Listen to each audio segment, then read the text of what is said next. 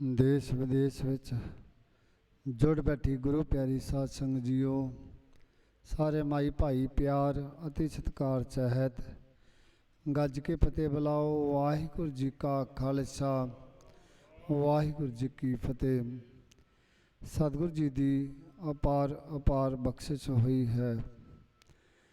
निरंकार ने उद्यम बख्शिया है। सतगुरु साहिबान तुठे हैं जो आपां नूं धन धन धन साहिब श्री गुरु ग्रंथ साहिब जी की गोद सत संगत जुड़ के बैठन का ये सुभाग प्राप्त होया है। वड भागे हाँ। कुछ कटान कोट धन्नवाद है सतगुरु जी का, जिन्हों ने रहमत करके अपनी गोद विच बैठन का सुभाग बख्शिश किया है। सतगुरु जी तो हमेशा ही तुहाडे दे टुटे ने। साडियां कमियां उणताइयां नूं सतगुरु जी हमेशा ही माफ़ करते ने, पर कदों जदों आपां उन्हां दे बन जाइए। सब अवगुण मैं गुण नहीं कोय, क्यों कर कंत मिलावा होए। तो गुरु प्यारी साध संगत गुरुपुरमा मनाउंदियां होइयां धन गुरु तेग बहादुर पातशाही दे 400 साला आगमन पुरब नूं समर्पित जो संसार भर विच करोना वायरस की बीमारी फैली, उसकी रोकथाम वास्ते किरती किसानां दे संघर्ष में सफलता प्राप्त करने वास्ते सतगुरु जी का ओट आसरा लिया गया। सतगुरु जी की बाणी का ओट आसरा लिया गया। तुर की बाणी आई तन सगली चिंत मटाई, सर्व रोग का औखद नाम ताप लाया गुर सज्जन हार। सतगुर अपने को बल जाई, जिन पैज रखी सारे संसार। तीने ताप निवारण हारा, दुख हंता सुख रास। ताको बिगड़ न को लागै, जाकी प्रभ आगे अरदास। सतगुरु जी ने बख्शिश की जो चलते हुए गुरबाणी के प्रवाह के पिछली लड़ी दे श्री अखंड पाठ साहब संपूर्ण होए। हुक्मनामा बख्शिया सोठ महला पंजवा। परमेश्वर दिता बन्ना, दुख रोग का डेरा भन्ना। आनंद करे नर नारी, हर हर प्रभ कृपा धारे। परमेश्वर ने एक सानू मार्ग दिखाया, सानू रस्ता दिखाया है।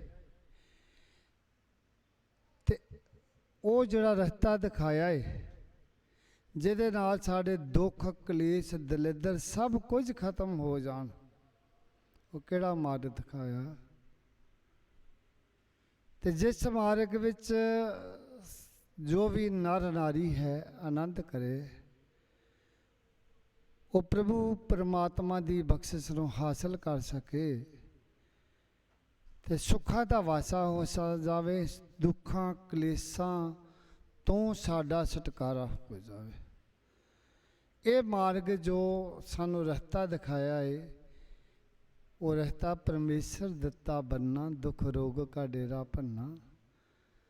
आनंद करे नर नारी, हर हर प्रभ कृपा धारे। कदों ये जीव जंत इन्हां दुखों कलेसां तो छुटकारा पा सकता है? कदों आनंद की जिंदगी लाइफ नूं बतीत कर सकता है? जिस वक्त प्रभु परमात्मा की कृपा बख्शिश हो जाए इस जीव दे उत्ते।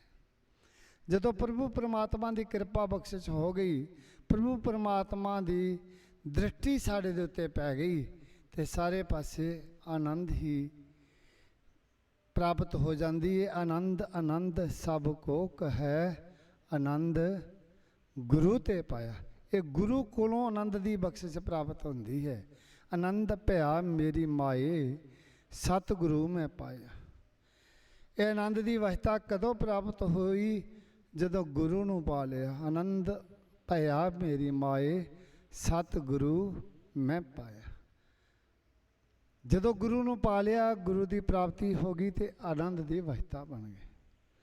आनंद करे नर नारी, हर हर प्रभ कृपा धारी। जदों प्रभु परमात्मा की कृपा बख्शिश हो गई, तो सारे पासे आनंद की ਬਖਸ਼ਿਸ਼ ਹੋ ਗਈ, ਆਨੰਦ ਦੀ ਪ੍ਰਾਪਤੀ ਹੋ ਗਈ। ਅੱਗੇ ਸਤਿਗੁਰੂ ਜੀ ਫਰਮਾਨ ਕਰਦੇ ਨੇ ਰਹਾਉ ਦੀ ਪੰਕਤੀ ਤੋਂ ਬਾਅਦ, ਇਹ ਰਹਾਉ ਦੀ ਪੰਕਤੀ ਜਿਹਦੇ ਵਿੱਚ ਟੇਕ ਦਿੱਤੀ ਸਤਿਗੁਰੂ ਜੀ ਨੇ, ਕਦੋਂ ਆਨੰਦ ਦੀ ਅਵਸਥਾ ਬਣੇਗੀ, ਕਦੋਂ ਇਹ ਬਖਸ਼ਿਸ਼ਾਂ ਪ੍ਰਾਪਤ ਹੋਣਗੀਆਂ, ਦੁੱਖਾਂ ਕਲੇਸ਼ਾਂ ਦਾ ਨਾਸ਼ ਹੋਵੇਗਾ, ਜਦੋਂ ਪ੍ਰਭੂ ਪਰਮਾਤਮਾ ਦੀ ਕਿਰਪਾ ਬਖਸ਼ ਦ੍ਰਿਸ਼ਟੀ ਪੈ ਜਾਵੇਗੀ। ਤੇ ਕਿਸ ਤਰ੍ਹਾਂ ਪ੍ਰਾਪਤ ਹੋਵੇਗੀ, ਕਦੋਂ ਬਖਸ਼ਿਸ਼ ਹੋਵੇਗੀ, ਸਾਨੂੰ ਕੀ ਮਾਰਗ ਦਿਖਾਇਆ ਗੁਰੂ ਨੇ, ਸਾਨੂੰ ਰਸਤਾ ਕੀ ਦਿੱਤਾ ਇਹ ਪ੍ਰਾਪਤੀ ਕਰਨ ਵਾਸਤੇ।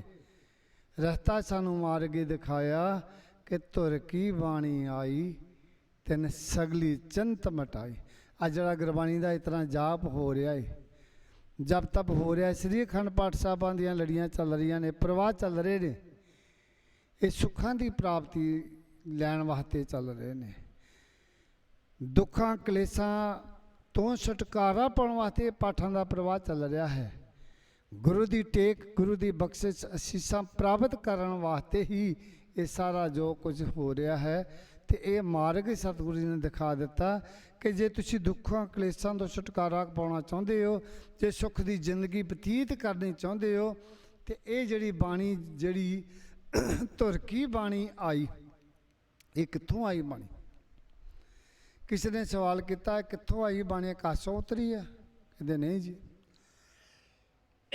ਕੋਈ ਕਹਿੰਦਾ ਪਤਾਲ ਚੋਂ ਆਈ ਆ, ਕਹਿੰਦੇ ਨਹੀਂ ਜੀ। ਕਿਸੇ ਨੇ ਕਿਹਾ ਹਿਮਾਲਿਆ ਪਰਬਤ ਤੋਂ ਆਈ, ਕਹਿੰਦੇ ਨਹੀਂ ਜੀ। ਕਿੱਥੋਂ ਆਈ ਇਹ ਬਾਣੀ, ਕਿਵੇਂ ਆਈ? ਇਹ ਬਾਣੀ ਬੜੀ ਮਹਿੰਗੀ ਬਾਣੀ ਹੈ। ਕਿਵੇਂ ਆਈ? ਦੇਗਾਂ ਵਿੱਚ ਕੜ ਕੜ ਕੇ, ਤਵੀਆਂ ਤੇ ਸੜ ਸੜ ਕੇ ਇਹ ਆਪ ਸੁਣਾਈ, ਇਹ ਤਦਬੀਰ ਬਣਾਈ।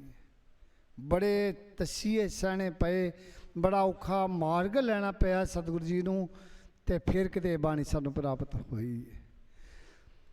ਇਹ ਧੁਰੋਂ ਦਰਗਾਹ ਤੋਂ ਜੋ ਬਾਣੀ ਆਈ ਹੈ, ਜਿਹਦੇ ਪ੍ਰਾਪਤ ਕਰਨ ਦੇ ਨਾਲ ਸਾਡੀਆਂ ਚਿੰਤਾਵਾਂ ਸਭ ਖਤਮ ਹੋ ਗਈਆਂ। ਧੁਰ ਕੀ ਬਾਣੀ ਆਈ ਤਿਨ ਸਗਲੀ ਚਿੰਤ ਮਟਾਈ, ਦਇਆਲ ਪੁਰਖ ਮੇਰੇ ਵਾਨਾ ਹਰ ਨਾਨਕ ਸਾਚ ਵਖਾਨਾ। ਸਤਿਗੁਰੂ ਜੀ ਦੀ ਕਿਰਪਾ ਬਖਸ਼ਿਸ਼ ਲੈਣ ਵਾਸਤੇ ਆਪਾਂ ਗੁਰੂ ਦੇ ਚਰਨਾਂ ਵਿੱਚ ਹਾਜ਼ਰ ਹੋਏ।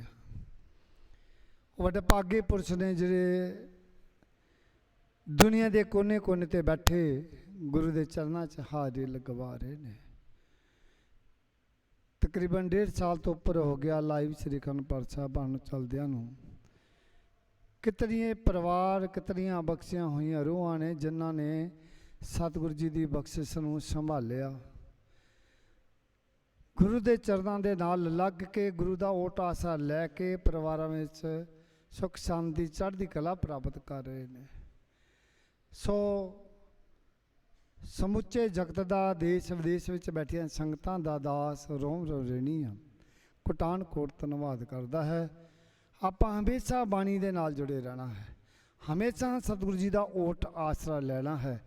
ਦੇਖੋ ਕਿੱਡੀ ਕਿੱਡੀ ਦੂਰੋਂ ਸੰਗਤਾਂ ਬਖਸ਼ਾਂ ਪ੍ਰਾਪਤ ਕਰਨ ਵਾਸਤੇ ਇੱਥੇ ਪਹੁੰਚ ਰਹੀਆਂ ਨੇ। ਪੂਰਨਮਾਸ਼ੀ ਦੇ ਸਮਾਗਮ 'ਤੇ ਕੋਈ ਚੰਡੀਗੜ੍ਹੋਂ ਆਇਆ ਹੈ, ਇੰਗਲੈਂਡ ਤੋਂ, ਯੂਕੇ ਤੋਂ ਸੰਗਤ ਬੈਠੀ ਹੋਈ ਸਪੈਸ਼ਲ ਵਿਸ਼ੇਸ਼ ਤੌਰ 'ਤੇ ਇੱਥੇ ਬਾਬਾ ਜੀ ਦੇ ਦਰ 'ਤੇ ਹਾਜ਼ਰੀ ਭਰਨ ਵਾਸਤੇ। ਕੋਈ ਮੋਗੇ ਤੋਂ ਚੱਲ ਕੇ ਆਇਆ, ਕੋਈ ਦਿੱਲੀ ਤੋਂ ਚੱਲ ਕੇ ਆਇਆ। ਦਾਸ ਸਭਨਾਂ ਦਾ ਕੋਟਾਨਕੋਟ ਧੰਨਵਾਦ ਕਰਦਾ ਹੈ। ਰੋਮ ਰੋਮ ਰੀਣੀ ਹੈ। ਆਪਾਂ ਹਮੇਸ਼ਾ ਗੁਰੂ ਦੇ ਚਰਨਾਂ ਦੇ ਨਾਲ ਜੁੜੇ ਰਹਿਣਾ ਹੈ, ਗੁਰੂ ਦਾ ਓਟ ਆਸਰਾ ਲੈ ਕੇ ਚੱਲਣਾ ਹੈ। ਜੇ ਗੁਰੂ ਦਾ ਓਟ ਆਸਰਾ ਲੈ ਕੇ ਚੱਲਾਂਗੇ ਤੇ ਬਖਸ਼ਿਸ਼ਾਂ ਹੀ ਬਖਸ਼ਿਸ਼ਾਂ ਪ੍ਰਾਪਤ ਹੋਣਗੀਆਂ। ਸੋ ਗੁਰਮੁਖ ਪਿਆਰਿਓ, ਜੋ ਅਗਲੇ ਪਾਠਾਂ ਦਾ ਪ੍ਰਵਾਹ ਅੱਜ ਪੁਰਮਾ, ਗੁਰੂ ਪੁਰਮਾ ਹੋਣ ਦੇ ਨਾਤੇ ਅੱਜ ਰਹਿਣ ਸਵਾਈ ਕੀਰਤਨ ਹੈ ਰਾਤ ਨੂੰ, ਤਾਂ ਦੂਸਰੇ ਭੋਗ ਵੀ ਪ੍ਰਾਰੰਭ ਹੋਣ ਵਾਲੇ ਨੇ ਥੋੜ੍ਹੇ ਸਮੇਂ ਦੇ ਵਿੱਚ। ਤਕਰੀਬਨ 8 ਪੌਣੇ 8 ਦੇ ਵਿੱਚ ਅਗਲੇ ਜੋ ਪਾਠ ਚੱਲ ਰਹੇ ਨੇ, ਪ੍ਰਵਾਹ ਚੱਲ ਰਿਹਾ, ਉਹਨਾਂ ਦੇ ਭੋਗ ਪ੍ਰਾਰੰਭ ਕੀਤੇ ਜਾਣਗੇ। ਉਹ ਵੀ ਸਾਰਾ ਲਾਈਵ ਦਿਖਾਇਆ ਜਾਵੇਗਾ।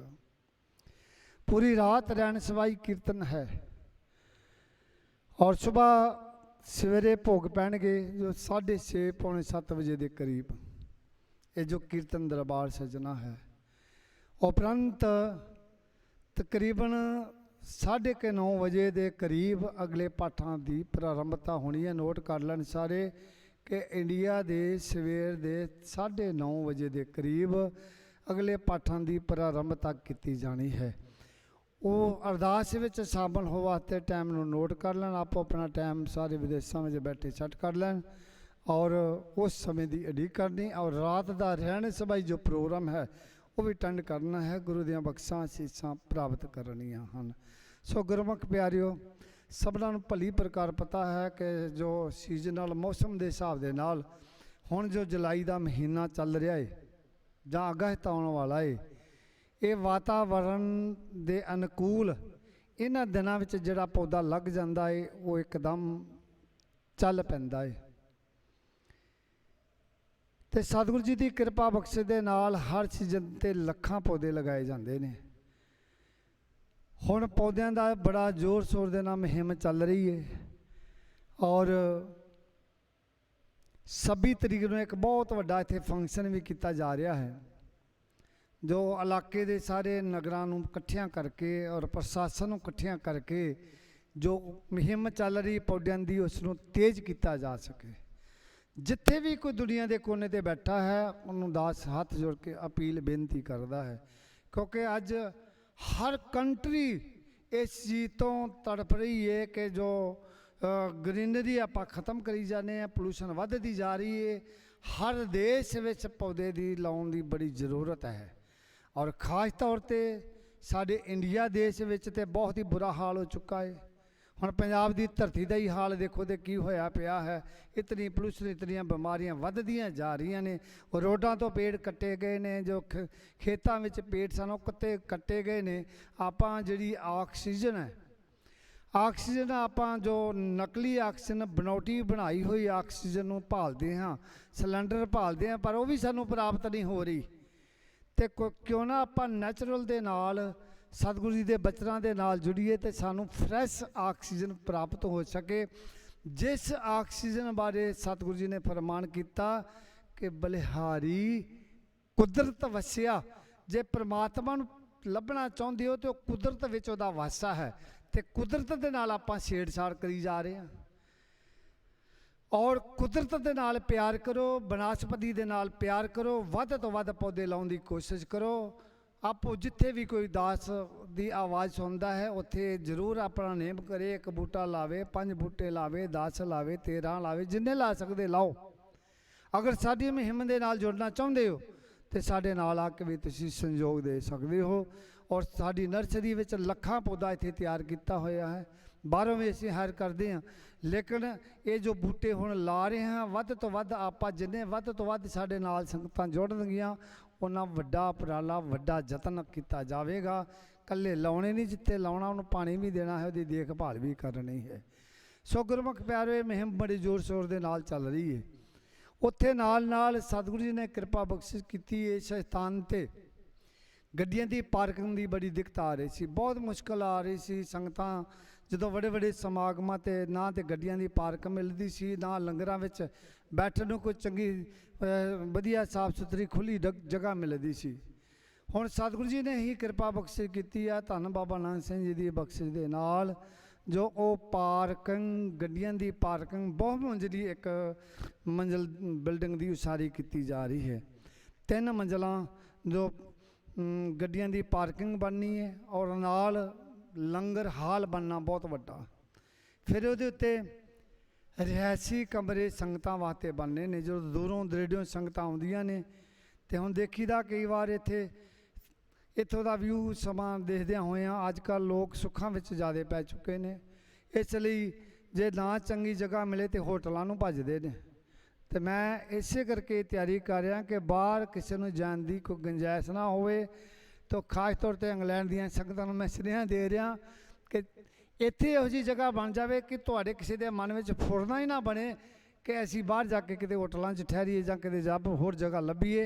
इत्थे ही इस बाबा जी के दर घर विच इतनी वधिया साफ सुथरी जगह बन जाए, नाले प्रभु परमात्मा का नाम जपो, प्रभु के गुण गायन करो, बाणी सरवण करो, नाल नाल तुहाडे रहण दा भी प्रबंध सारा वधिया किया जा सके। ये सारा कार्य जो बहुमंजिली बिल्डिंग की उसारी है वो बड़े जोर शोर के नाल चल रही है।